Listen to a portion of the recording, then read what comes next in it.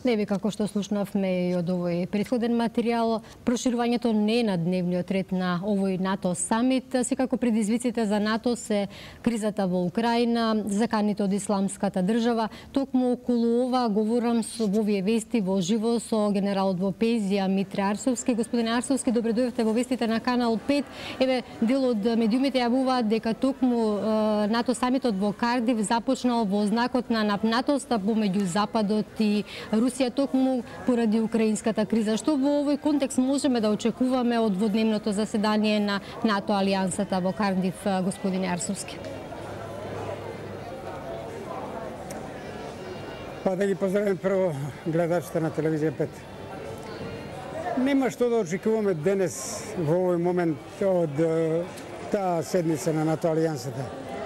Прво што нашиот сосед Грција воопшто нема намера да преговара за тие работи, затоа што држејќи нас со нашето име, таа практично ни ја затвара вратата во НАТО алијансата.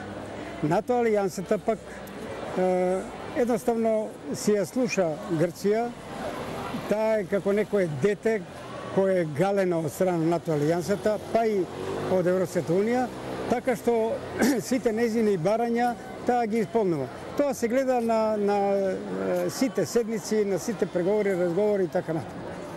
Ние треба да си ја работиме нашата работа, бидејќи Македонија доста напреднуваше во сферата на одбраната и безбедноста, па и во зачувување на мирот во светот.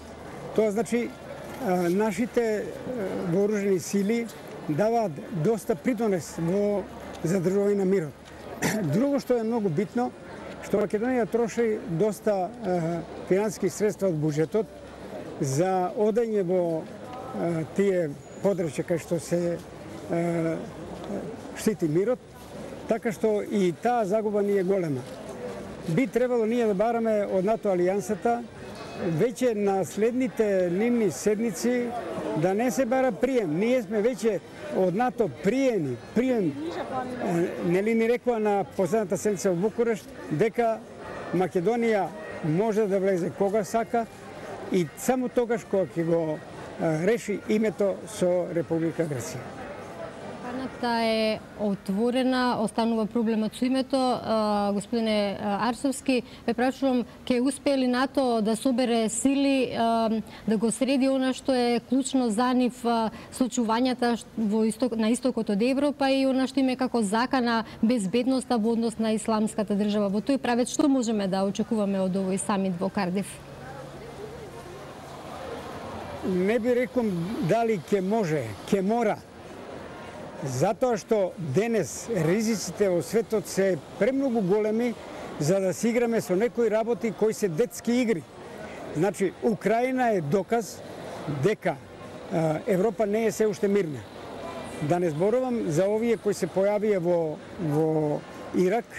Јас не би рекол дека тоа се некои вооружени групи неорганизирани. Јас би рекол дека е тоа верски милитаризам. Верски милитаризам. Тој се појавува денес како таков. Затоа НАТО алијансата ќе мора да смогне сили едноставно да притисне Република Грција, да преговара на заедничка маса со нас, а не само од околу да зборува за Република Македонија, така што верувам дека тие ќе преземат мерки во еден момент и да притиснат Грција. Времето веќе дојде и самата Ангела Меркел, која чувте, рече дека треба и другата страна да си ги земе своите обврски према НАТО алијансата и Европската унија. Добро, и пораките што доаѓаат од Брисел денувиве се дека и другите земји во Европа треба да вложат повеќе енергија во однос на ова прашање, не само Македонија. Значи, како и да е, остануваме во тој дел во фокусот и на Брисел. Генералот во пензија Митре Арсовски, гостин во вестите на Канал 5, одиме со другите содржини.